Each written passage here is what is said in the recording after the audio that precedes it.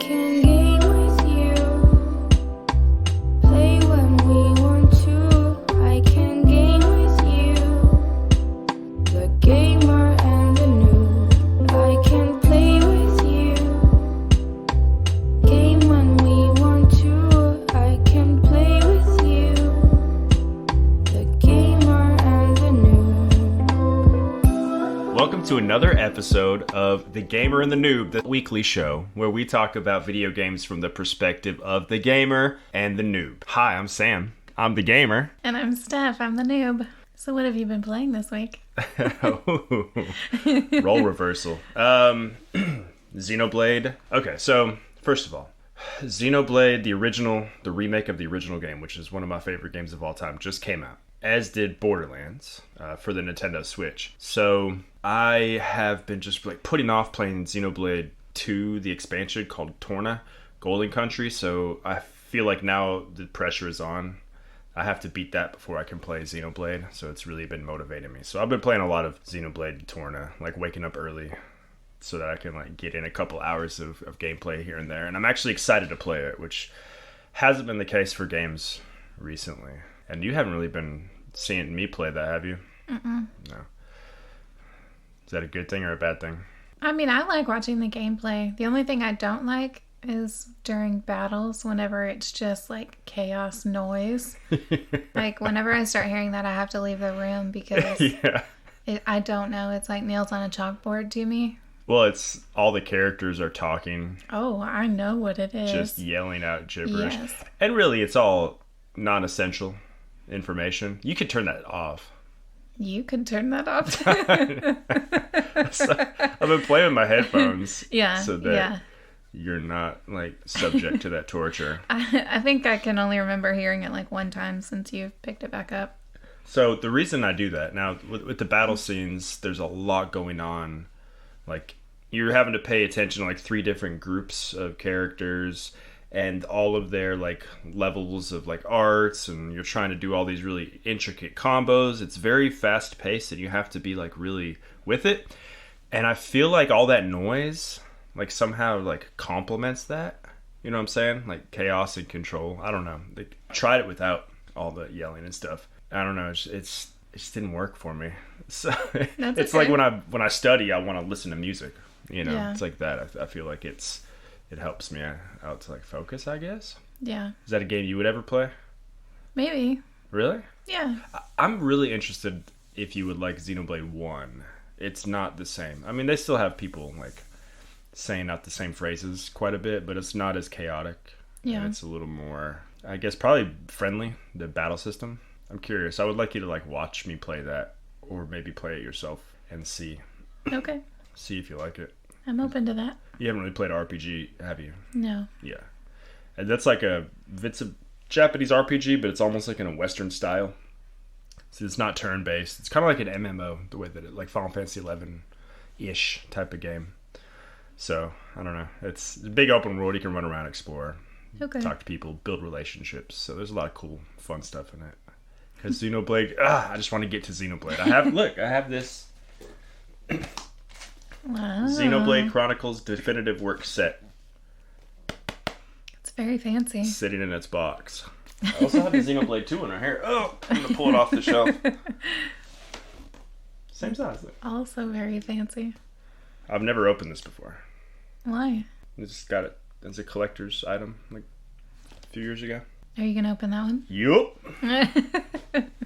Okay. Sure have. And then Borderlands also came out. And we played that together. The whole reason I bought that, well, number one, you've got a friend at like work that plays it, right? Yeah, she said she's invested many hours into that game. So I was interested to see what it was all about. I've never really played a game like that. The only thing that in the style of gameplay that I could relate it to and seeing you play was Sea of Thieves. Because you let me try the controller on that one time and, you know, it was kind of like the same controller style. Yeah, first person shooter. So I was interested to see what it was like. And? It seems like a very interesting game. I just need to get better in order to play it. I had, quite a bit of frustration with things that should be simple, like running and then also looking in a different direction. That shouldn't be as hard as it feels. It's tough, isn't it? It's very tough. And the day before we played it, you begged me not to get frustrated and to just keep trying it. And I absolutely intended that. But I also don't want to, like I was telling you yesterday, like I don't want to be bad at things. I'm very type A perfectionist, and and this all led into a conversation of like, I don't try things. I don't think I'm going to be good at them. So yeah, I was not good at it, but I will continue trying. But I saw progress from the beginning. We played for a little over an hour maybe, and yeah, I definitely saw progress. Well, that's good. Did you feel progress? No. I did not. It was tough. Do you want to keep playing it? I will give it another chance. You better, because I only bought that to play with you. Like, pretty much at your request when it was brought up. I didn't make a request. Yeah, when I went into Freedom Nutrition, and she was talking about Borderlands, and I was like, oh, that came out. I was thinking about getting it, and you were like, yeah, I want to play it. So, like, I really think that you should try to play it. Okay.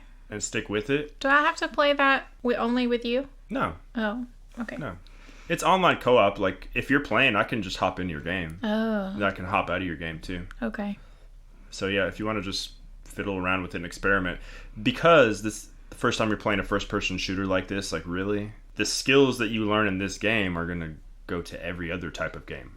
Like, as far as first-person shooters go, like Sea of Thieves or anything else you want to play. And then also third-person games where you see them from behind, like the back perspective. You still usually have that same type of control. Gotcha. So, might as well do it now in a game that we can do together, Yeah. See, look, my mouse, Borderlands 2. Oh. It all makes sense now, It's weird how I saw all these like little things, a couple of years ago, but I didn't know what they were. And then now, as you've introduced me to more and more of video games and this kind of like world of yours, like I start recognizing things. Yeah. Yeah, like your little amiibos and stuff. I didn't know what all those were, and now I recognize them from Animal Crossing. Games, yeah. Oh, you're gonna learn so much more. You haven't even played a Zelda game yet. I haven't. Yeah, there's one I want you to play. Well, I haven't played. I kind of played the Zelda game. Well, oh yeah, the NES one. Yeah. Yeah, that doesn't count. Like I can newer one. There's one called Link's Awakening. They remade it on the Switch. Yeah. And it's like a kind of like Animal Crossing in the manner that you would control it. Okay. And it'd be like, I think that'd be a good introduction for you into the series instead of a big third person type game. These are a little more yeah. Right now out of your wheelhouse, I think, as far as controller goes. But what did you think of Borderlands besides like your experience with the controls and stuff? Like you got things like graphics and just overall tone. How did you enjoy that? It reminded me of The Walking Dead, which I haven't been into that in like a year and a half or 2 years or something. So it was kind of like a dip back into that world a little bit. I mean, it was interesting. It's something that I want to explore and kind of see more about that world. Post-apocalyptic. Yes. Yeah. But between that game and the book that I'm reading and just, I think, general stress in my life, it resulted in nightmares. So yeah. I'm going to try again, but I hope I don't have more nightmares. Yeah, no, let's get you accustomed to it. Like let's just desensitize me again. Yeah, exactly. Your idea of a nightmare is my idea of an awesome dream. Yeah, I was describing it and you're like, "Oh, that sounds so cool." Mm-hmm. Like I love my idea of a nightmare is like a loved one abandons me. But like if it's like zombies or like end of the world stuff, I'm all in. I was just being like chased and pursued and like all these various scenes. And like you just immediately looked interested. Tell me more. Like, no, it was scary. I really want you to get better. Thank you. Me too. You will play it on your own. I know, like you don't like the sounds of gunshots. Like you left the room when I was playing by myself last night. Yeah. Because you said you don't like the sounds of gunshots. But I guess in the same thread as talking about the chaos of Xenoblade, like I'm finding some similarities in a lot of things. Like I turn the sound off in a lot of games, like Animal Crossing and Ding Dong XL and Super One More Jump. I turned my volume down for all of those. I'm not really sure why. I noticed that before. And you've questioned it every time that you like come around and I'm playing something. Why do you have your screen all the way down and why is your volume down or whatever? Well, I figured it's just because you were in the room putting our daughter to sleep. But I mean, kind of, but like the other night when you walked in and I was playing Animal Crossing, like I started there and I ended up leaving the room, but I didn't want to turn the volume up. But when I noticed it was down, I turned it up a little bit and I'm like, oh, I forgot what that music sounded like. in Animal Crossing? And Ding Dong Ding XL, Dong. both of them. Yeah, I love it. It's so charming. Yes, but it's also like distracting, I guess. I can see that in Ding Dong. Is it distracting in Animal Crossing too? I'm not sure. So for me, like, music or sound effects really add to the experience. Like, especially in Animal Crossing, you can, when the wind's blowing, you can hear the trees rustling and Yeah. the characters singing and, you know, the plop of the fish. I don't know. To me, it Well, adds to the whole experience. Wondering if there's something wrong with me because I only have half the hearing in one of my ears. I do have a hearing aid, but I don't wear it because whenever I do like get it turned on, it is just too much. Like I become very anxious. I get a little stressed out. It's just a lot of sound that I'm not used to. Well, that's in real life too. You don't like loud sounds. Yes. Yeah. I had to leave the room earlier because you were going in and out the door to the backyard, and it was just distracting to me. Huh. Okay. Yeah. Well, in a lot of games, you can adjust. Like in Borderlands, you can. I mean, I haven't went there and messed with it, but you can usually adjust a lot of the settings. Really? Like in Xenoblade, I turn the music, the background music, up all the way, and the voices are down a little bit, you know, because I enjoy the music. So most of the time, you're given like a level of like decision making as far as, you know, certain things. So if like the footsteps of running bothers you, you can usually like turn down, if not that specifically, you know, the sound effects and stuff like that. Gotcha. So maybe we can try that out. Okay. Because it's going to be really hard for you to play Borderlands without sound. Because it's like the enemies are yelling at you, and you have to know, like, when those skag dogs run at you, like, I mean, usually there's the auditory clues are your first clues to, like, know that something's coming at you, running up on you or whatever. Gotcha. You just looked super excited just then. What, talking about it? Yeah. Yeah, so that, nothing else, right? We haven't really been playing a whole lot of anything else. I've touched on Animal Crossing and Ding Dong XL, and then I started Super One More Jump last night, and then I died 14 times in the level that I opened up, and I was like, okay, never mind. That game got hard really fast. Real fast. And not the fun kind of hard. Like, I mean, I could probably beat it if I put enough time into it, but, like, I'd rather just put that time into something else that's enjoyable and rewarding. You know, not just rewarding and frustrating. Yeah. So, yeah, that game fell off for me pretty quick. And I haven't really been playing Animal Crossing at all. Yeah. I tried to get on once, but you didn't want to get on. I just, like, looked at I tried to go to your town. That's what it was. But you had already closed it off. Yeah. So, I feel like I went away for, like, a week on that game. And now it's, like, the thought of going back is kind of overwhelming. Yeah, you got weeds on your island, man. Yeah. But also a lot of flowers. A lot of wildflowers growing. It's kind of cool. They're just, like, growing out. That's cool. So yeah, I'll get back in. Like, that's gonna be like my forever downtime game. Yeah. So I really do think like the level of support that game is getting, like there's new events and stuff all the time. Mm-hmm. I can pick it up at any time and enjoy it. Find something. But, like right now, like I feel like I'm juggling games. Like I'm playing Outer Worlds and Borderlands and Xenoblade, and I'm gonna beat Xenoblade though. I don't beat games very often. I'm going to beat Xenoblade and then move on to the first one. Yeah, so like whenever there's a lull or downtime. But I don't think that's going to come anytime soon because E3, Electronic Entertainment Expo, I've talked about that before. Do you remember that? Yes. So it's a yearly like magical event that happens. Magical. I'll take off days of work for this. Because it's where all the news comes out. The new systems are usually revealed. Games are revealed. You get all these like behind the scenes interviews, all this stuff. But it was canceled because of COVID. Oh, no. But there are still a lot of companies are doing online events. And so on June 5th, Sony's going to be debuting all the information like about the PlayStation 5. So that's coming in November probably. They'll have a release date, a price. We'll get to see what it finally looks like. We only know what the controller looks like. Everything's going to get revealed, which is really exciting. Nintendo's going to be, revealing the rest of their lineup for the next year, and if they have any other hardware. So this is a really exciting time for me. So there won't be a whole lot of downtime, but I'll probably be on my phone or computer a lot. That's fair. A lot. I'm thinking about making a bunch of videos, like not reaction videos, but like talking about all the news that's coming out, because I'm gonna be very excited about it, and I'm gonna want someone to talk to about it. And if I come to you with some of it, you'll just look at me with like, "What?" I'm sorry. Yeah, but we could talk it about on the Game of the Noob. Yeah, I like that. So, Borderlands, you're gonna keep at it. I'm gonna keep trying. Yes. Are there any other games? Like, do you look for game information now or anything like that? Should I? I don't know. I have not at this point. No, I've been juggling a lot of things lately. I've had quite a few things on my plate. So recently, no. Yeah. Things will settle down next week, though. Yeah, right.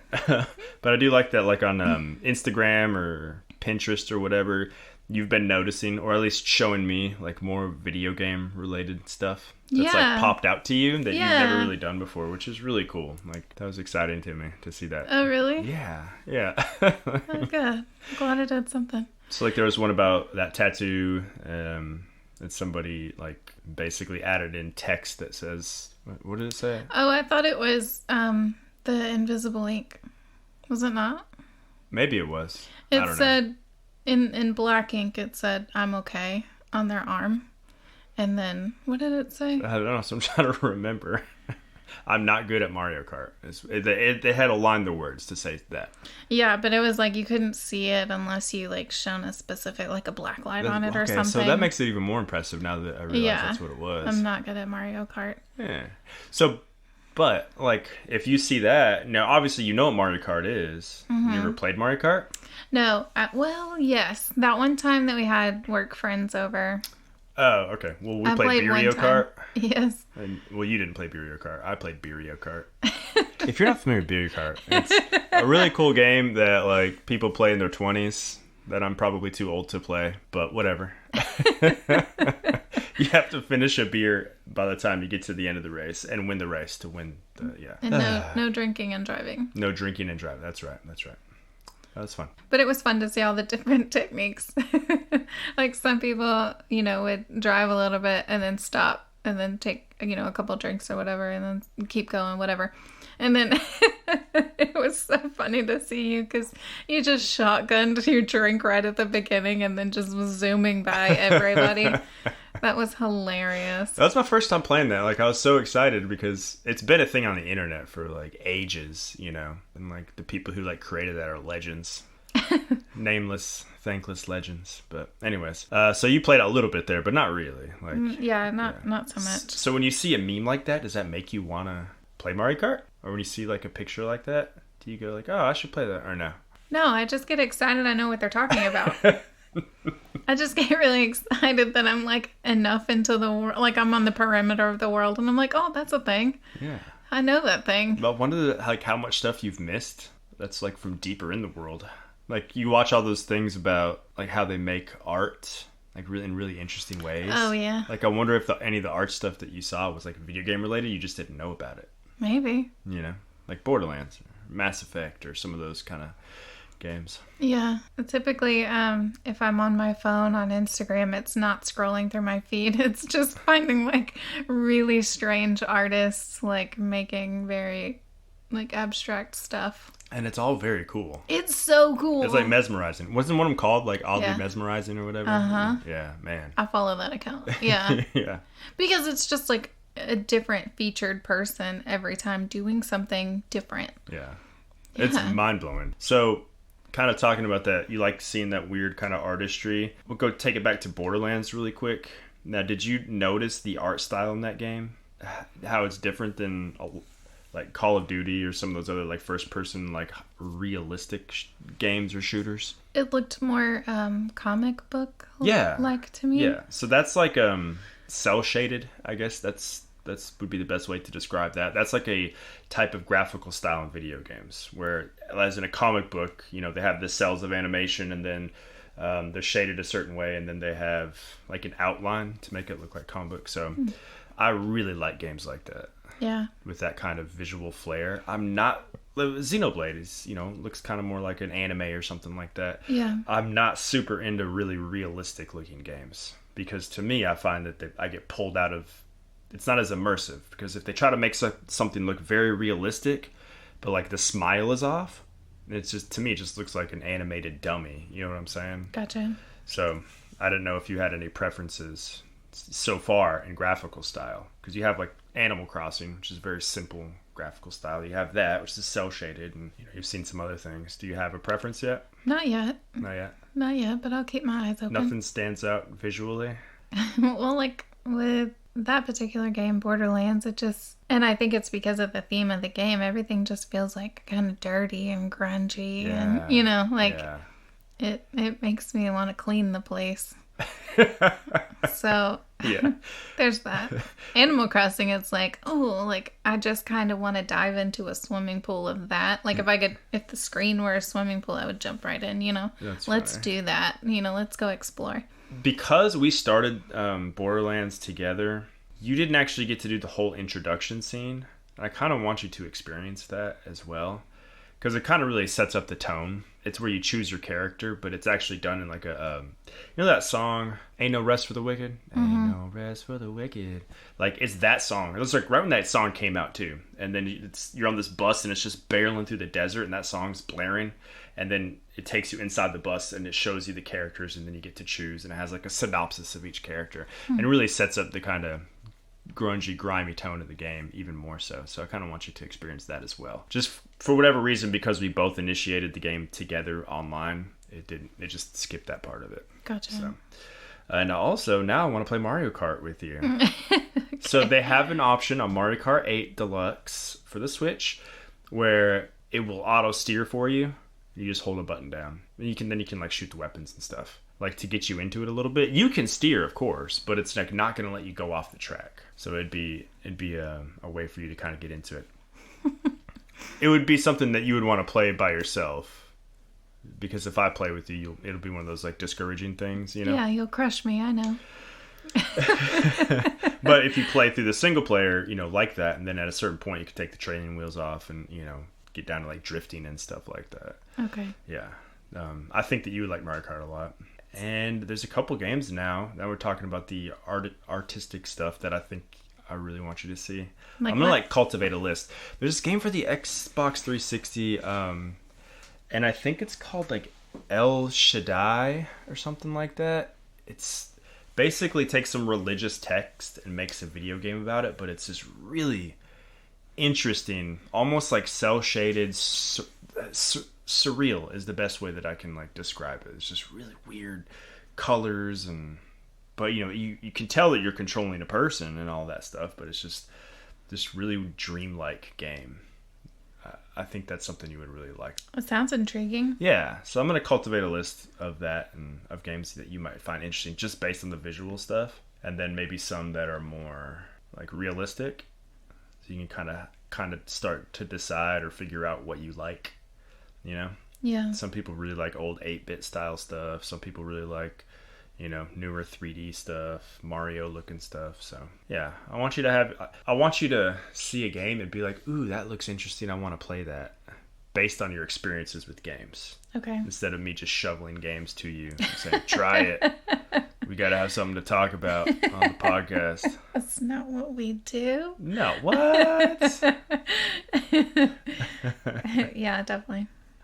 Well, because there's a lot of times I'm like, I wish I had something to play, but out of the millions of games out there, I don't know what to play. Right. Yeah. So if I had a better understanding of what I enjoy, it might be easier. Yeah. And it's not like when I was younger playing games, there were video game magazines. So I would get a magazine, and there'd be advertisements and reviews and pictures and previews and all that stuff, and you'd be like, ooh, that looks cool. It's like all this information funneled into one spot. And yes, they have video game websites like that, but it's not something you're going to go seek out. And it's usually like catered to somebody who already knows about games. Gotcha. So yeah, you're kind of at a disadvantage, I think, getting into, unless you like spend a lot of time like on video game related Instagrams and stuff like that, you know, that's, yeah, you're kind of at a disadvantage without somebody guiding you, which is what I'm here for. So, Enter Sam. yeah, well, I got enough games. You ought to like some of them. Yeah. I started doing, like, counting all the games that I have. In your app. On that Game Eye app, yeah. That was a really good download. Yeah. Yeah, I got to review that still. I mean, I think it's at least 2,000. You said it was more than that. Well, once I started counting, I don't know. Was it just the duplicates or whatever?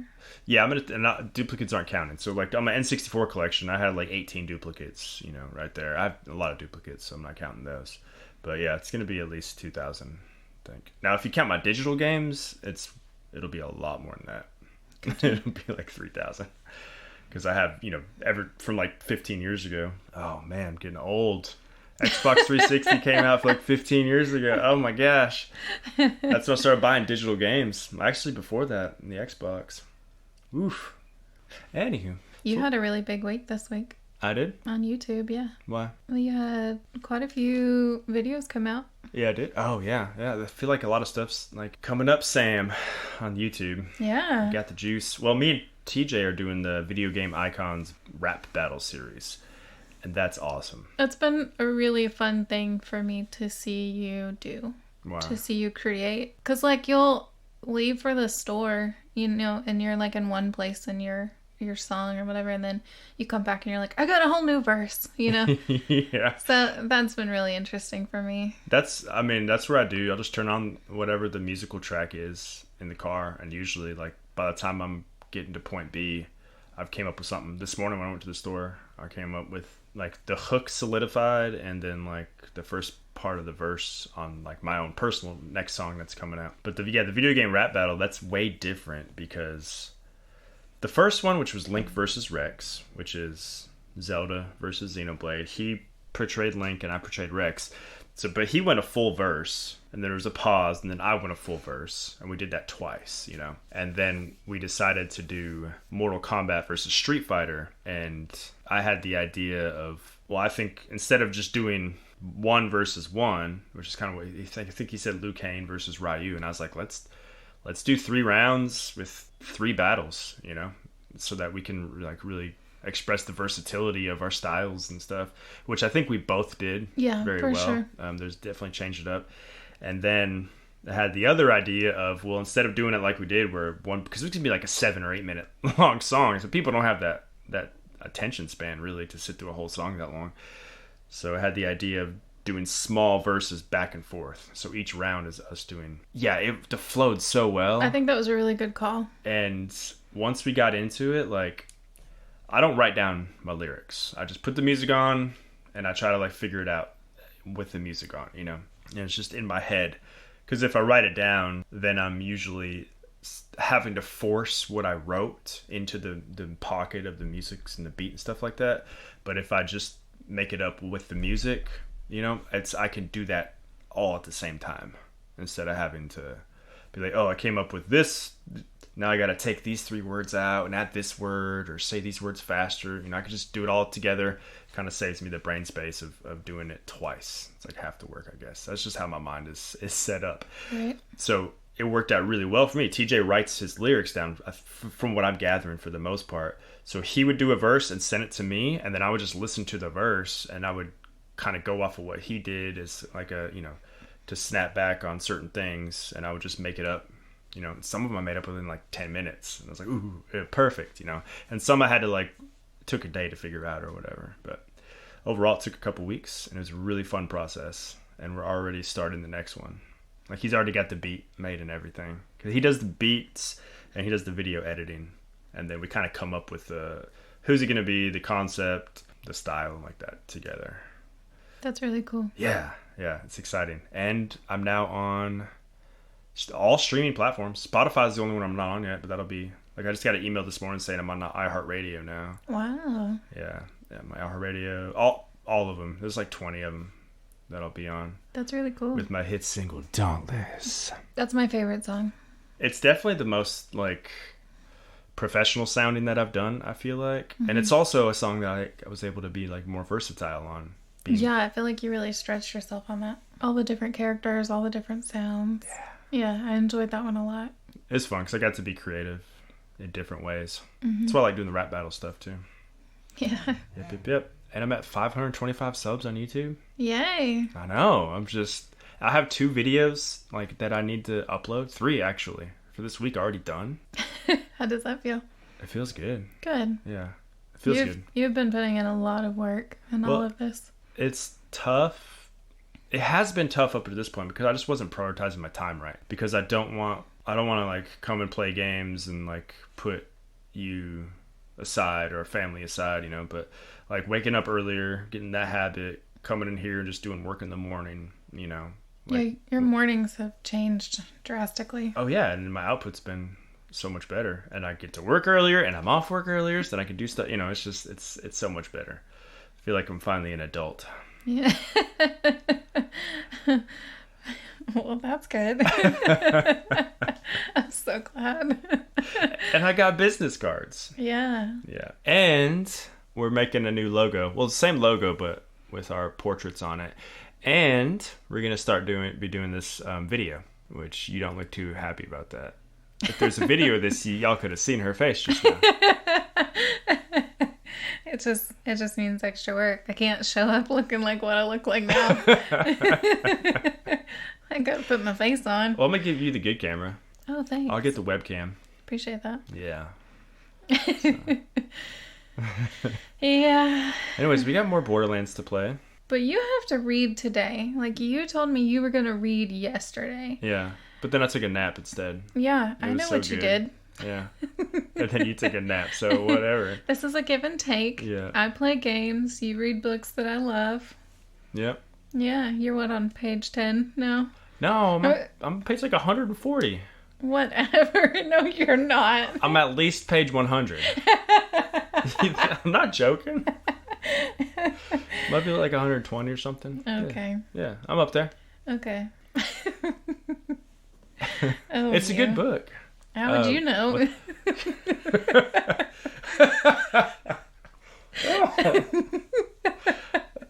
I really just want to finish it so that I can go read the new Hunger Games book. I know it. No, I'm just kidding.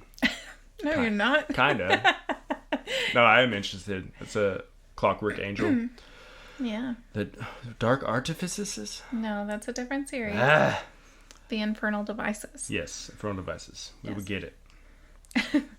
We will get it. And then we also have to play the expansion on Ghost Fighting Treasure Hunters? Yeah. Treasure Hunting Ghost Fighters? Ghost Fighting Treasure Hunters. Yeah, they had an expansion. That's a really cool board game. If y'all have never played it, it's really fun. So much fun. It's basically like a roguelite board game where every time you play, it's like cooperative and difficult. Do you know what I mean when I say roguelite? I have no idea what you're talking about. So, you know how in that game it's different? Like, as you play, because of the randomness of it, it's different every single time. Yes. Each playthrough's different. Yeah. That's what a rogue-like game is, but most of the time the games that we experience now are called roguelite games because roguelikes are very hardcore and harsh, and roguelites just take some of that. Every time you start a new game, it's completely randomized. You know, the experience of it. The core mechanics are the same, but yeah, you have a different experience every time. So Gotcha. there's a lot of games like that. We'll get to that. That's advanced stuff. I didn't think that Ghost Fighting Treasure Hunter game was going to be so hard.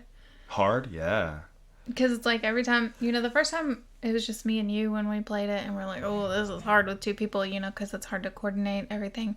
And then we got a group together, and we're like, this is going to be so much easier. No. It was not. No. I mean, it's like somehow the difficulty like ramps up with, you know, the exact amount of people that you have. Yeah, which is a genius way they design that board game. Yeah. Because after every turn, you draw a card, which adds an enemy to the course. So Yeah. if you have 4 players, it's just 4 times as many.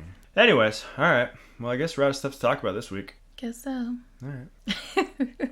We'll come back next week with hopefully some Mario Kart. I really want to... I'm going to make that list today of games to play. We can go through them. I'll give you a stack of games for homework. Fun homework. Okay. Okay. All right. Well, happy hunting, everybody. I can be with Bye. you.